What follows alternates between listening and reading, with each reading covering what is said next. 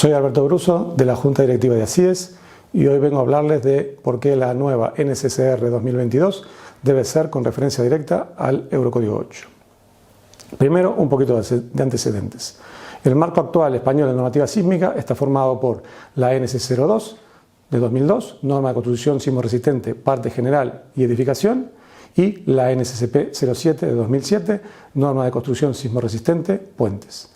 Además, el marco actual español de códigos estructurales generales, el Código Estructural de 2021 y el Código Técnico de Edificación de 2006.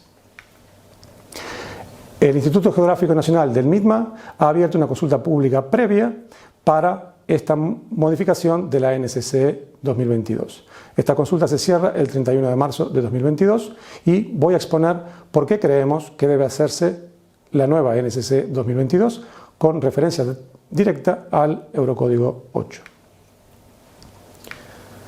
¿Qué dice el Código Estructural y el diseño de estructura frente al sismo? Pues la verdad refiere de manera genérica a la normativa sísmica. En el artículo 47, en el artículo 90 y en el artículo 116, proyecto de estructuras de hormigón frente al sismo, se refiere para cada uno de los materiales que contempla el Código Estructural a una normativa sísmica específica.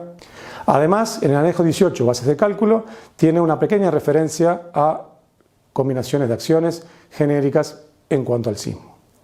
En el anejo 3, lista de comprobación para el control de proyecto, hay un listado de comprobaciones que se deberían hacer cuando una estructura está sometida a acciones sísmicas.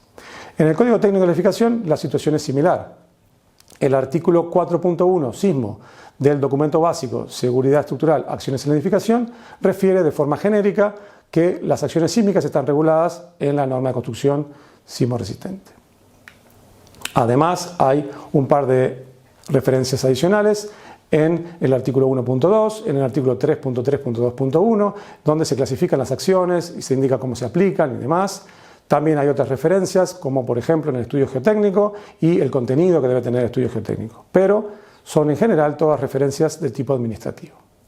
Conclusión, en definitiva, el Código Estructural y el Código Técnico de Edificación refieren de forma genérica a la normativa sísmica sin hacer especial mención en su articulado a criterios específicos. Contienen referencias del tipo administrativo para asegurar que un proyecto se cumplan los requisitos y especificaciones de la normativa sísmica. Y el Código Estructural contiene en su anejo 18, bases de cálculo, una pequeña mención a las comprobaciones de contenido sísmico en cuanto a cómo se hacen las combinaciones. En definitiva, la definición de métodos o criterios específicos de diseño sísmico debe residir en la normativa sísmica específica. ¿Cuál es la responsabilidad del proyectista? Pues en este caso os voy a explicar un poquillo cómo es que se juntan el Código Estructural y los Eurocódigos Estructurales y cómo se responde a la responsabilidad del proyectista en este ámbito. Pues el Código Estructural de 2021, en su disposición adicional segunda, sector público, establece que se podrán adoptar soluciones técnicas de acuerdo con los procedimientos que contemplan los Eurocódigos Estructurales constituidos por las normas de la serie EN 1990 a 1999. Es decir, el Código Estructural admite directamente en su disposición adicional segunda el uso de los Eurocódigos.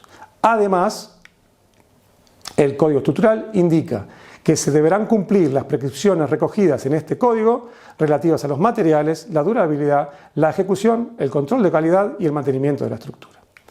Por último, el Código Estructural en el artículo 3, consideraciones generales, permite la utilización en su apartado B de los procedimientos establecidos en los Eurocódigos Estructurales que se relacionan a continuación junto con los correspondientes anejos nacionales y relaciona la serie de Eurocódigos que se relacionan con los apartados del Código Estructural donde entran, es decir, hormigón, acero y estructuras mixtas.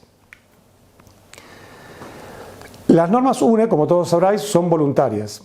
¿Cómo se convierten en obligatorias? Pues por dos vías, por la vía contractual, que es cuando forman parte de una licitación, o por la forma reglamentaria, es decir, cuando están referenciadas por un reglamento nacional o europeo.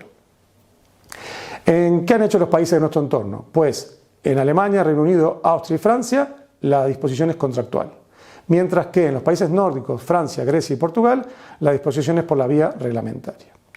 ¿Cómo es la cobertura legal del uso de los Eurocódigos en España? Pues muy fácil, con la reglamentación europea, con la Ley de Contratos del Sector Público y la Orden de la Dirección General de Carreteras 1/2019 y el Real Decreto 470/2021 de la aprobación del Código Estructural. vía la disposición adicional segunda. ¿Qué ocurre con el sismo? Pues lo vamos a ver inmediatamente a continuación. Han transcurrido 20 años desde la aprobación de la norma de construcción sismo resistente de edificación y 15 años desde la aprobación de la norma de construcción sismo resistente de puentes. Además, la Convención Permanente de las Normas Sismo Resistentes ha aprobado, para actualizarlas, la consideración del Eurocódigo 8, UNE-EN 1998. Entonces, ¿qué sabemos todos? Pues que se requiere una actualización urgente. ¿Qué debe contemplar una actualización? Pues primero, la actualización de los mapas de periodicidad sísmica. Ya sabemos que hay aceleraciones más altas que lo que contempla la normativa actual. Luego, la actualización y homogeneización de los criterios de diseño con los países de nuestro entorno. Además, la actualización automática cuando haya una nueva versión de otras normas. Luego, y muy importante, la completa integración con los eurocódigos a partir del Anejo Nacional Español. Y por último, pero no menos importante, la compatibilidad con el Código Estructural, el Código Técnico de la Edificación, para regular algunos aspectos no abordados en la normativa actual. ¿Cómo se logran esos objetivos?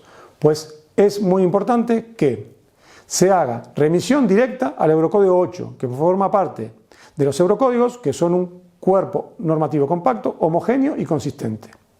Además, evitando absolutamente copiar o editar el texto o las referencias del Eurocódigo 8 que solo son compatibles con el resto de los eurocódigos estructurales. Además, permitiendo la actualización automática en cuanto se publique la segunda generación del Eurocódigo 8 y su anejo nacional, que están al caer. Y por último, pero no menos importante, respetando la normativa vigente de otros ámbitos, Código Estructural y Código Técnico de la Edificación. Por último, os quiero dejar una breve reflexión. Esto es una cita que se atribuye a Albert Einstein, pero que posiblemente no sea de él, y están ahí otros posibles autores, que dice: "Everything should be made as simple as possible, but not simpler".